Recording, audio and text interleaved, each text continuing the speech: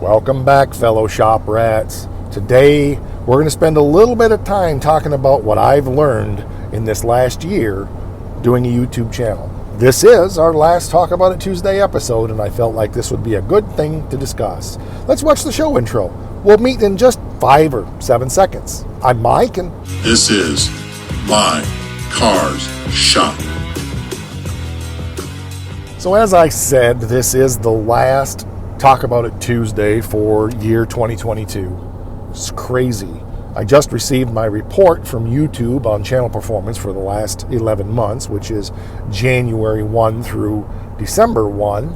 And I was quite impressed and quite encouraged to see the numbers. The number that impressed me the most was 539,000 minutes of watch time on the channel.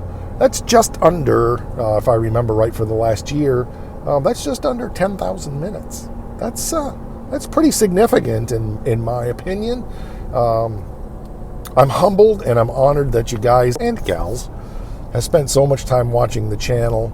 And there was several thousand likes on the videos, and it's very humbling for me to just do what I do. It reminds me of a line from a Ray Stevens song that I like, and I just play my piano and sing my little song, and that's kind of what I feel like I do on the channel.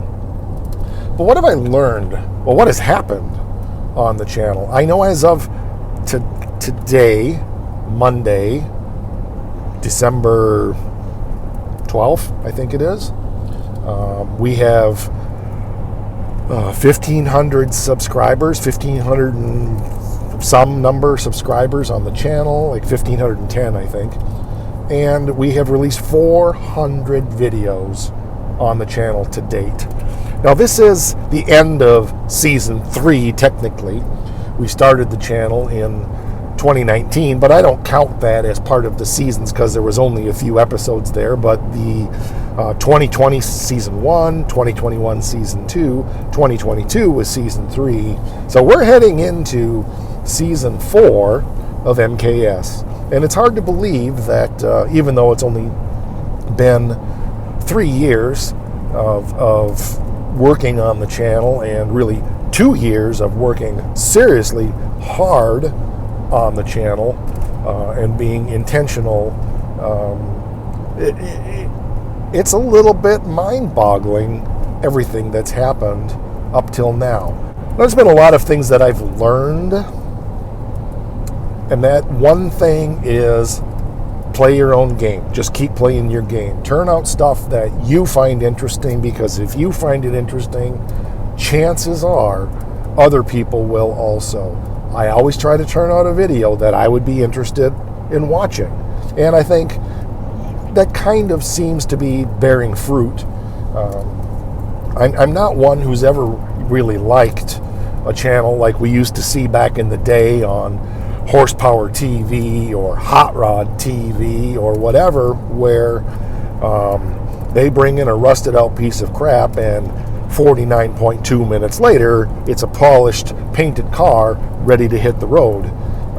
That's never been something I'm interested in. I want to know how it's done. I want to see the work. I want to see the mistakes. And that can be painstakingly tedious, but I think there's more to be learned there. And if it's done right, it can be quite interesting as well as entertaining. I know that there are a number of people who watch the channel who really know very little about cars, but they're fascinated by the amount of work, the kind of work, and that kind of stuff that goes into doing the kind of stuff that we do here at My Car Shop. And so I just keep playing my little piano and singing my little songs. I've really been tempted on multiple levels to change the way I do the channel, to get caught up in YouTube shorts, to well, let me back up a little bit. I've watched a lot of YouTube channels that talk about how to grow YouTube channels, and it kind of reminds me in some ways of the books that are written by people to tell you how to write books about how to earn money. and they're writing a book, making their money on writing a book, telling you how to make money writing a book.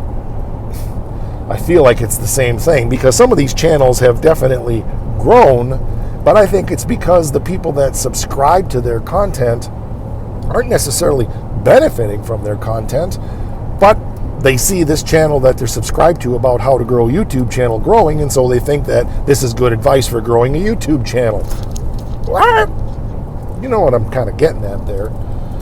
I've gone down a few of those paths, and I've definitely spent some time there. And one thing I've learned is don't pay too much attention to any of that. Turn out good quality videos, turn out interesting content, be consistent in your turning things out, and continue to cultivate your community.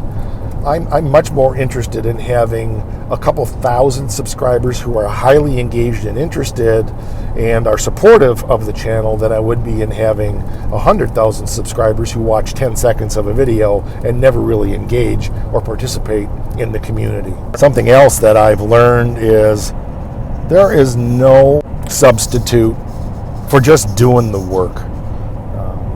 Work to better yourself, work to constantly grow. Seek outside perspective, get feedback, look at what other successful channels are doing, surround yourself with channels that are, like size and bigger, and try to do a lot of cross-pollinating with other YouTubers. Develop friendships. I don't really seek to do that, but we definitely have developed some great relationships, as you saw on the channels that I shared on Christmas Day with Bad Tree Productions and Muscle City Madness and the Dodge Whisperer and Life at Speed and Just Mopar Joe and Duddy's Adventure and Iron Horse Garage, and I hope I didn't forget anybody. But these are all people that I truly have personally come to know, even though we've not met face to face. We've chatted via Messenger. Some of us text regularly, sometimes daily. We have phone calls. There's just a lot of connection and cross support that happens with this group, and it's the best group, barring none, that I believe I could be involved with. Now, there are others that I would like to be more involved with, and it's not that they're not important, and I don't want to mention any names, but I do communicate with others. It's just I can only do so much in a day. I work full-time. I turn out 3 episodes a week. I'm in the middle of producing a ton of music for the band. I'm producing music videos, and I've got other stuff going on, too, that I don't talk about. So, life is busy, and that's okay.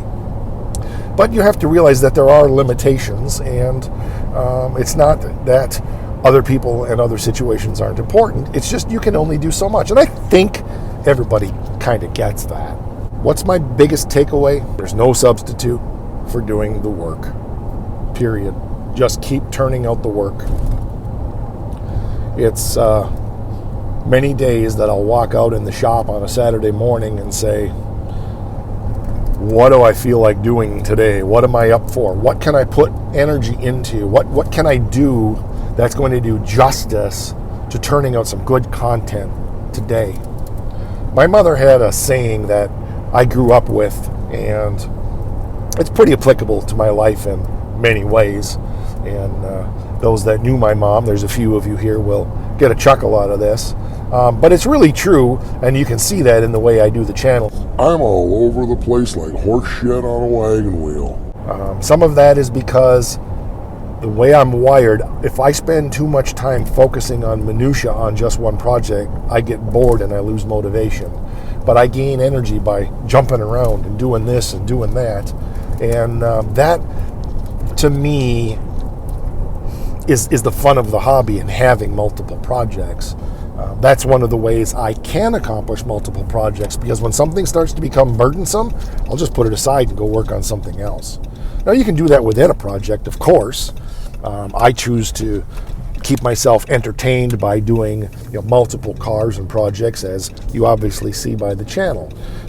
But it's I think it provides some interesting content, and especially with the tedium of the detail of what I share in the projects that I do, I think focusing on this for a while and then focusing on that for a while and then focusing on this for a while keeps it interesting and changes it up. If I was going to offer advice, which is about like a first grader offering advice to a kindergartner, but if I was going to offer advice to anybody on YouTube who was thinking about starting a channel or somebody that has a smaller channel, the one thing I would say is don't pay so much attention to the numbers. Pay attention to the content you're putting out. Just keep turning out the content. Don't worry about whether or not your channel is growing fast. Don't worry about whether you're gaining subscribers fast enough. I think we all have the idea that we would love to go to bed tonight having 300 subscribers and wake up tomorrow morning having 3,000 subscribers. That's not really the way it works. I'm not saying it never happens, but that's not really the way that it works. I can tell you that in turning out over 400 episodes by the time you're seeing this, I've only had a few videos that have done thousands of views right out of the gate. It's a long game, and I think you have to decide how much energy, time, and money you want to put into it and exactly what you want the flavor of your channel to be. But once you come up with your brand, and brand is not just the name and the colors, but brand is also the feel, kind of the ethos. That's a big word, like gymnasium. The ethos of what you want your channel and community, which I think is an important distinction, not just the channel, but what do you want your community to be like? Who's your audience? Stick to that. And if along the way you discover that, like Derek over at Vice Grip Garage discovered in the first couple of years on YouTube, that the most successful things he did were the Will It Run and Drive It Home 10,364 miles without killing himself. He's the original Drive It Home channel. He discovered that in the process of doing his channel. So stick to your guns, but hold it loosely and be ready and willing to shift it up a little bit if you find something that looks like it's a formula for real success.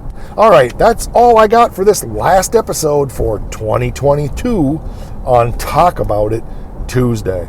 I'm so excited to get going on season 4 and just get rolling on everything that I have to share with you this year. It's gonna be mind-blowing. All right, that'll do it. Oh, rock!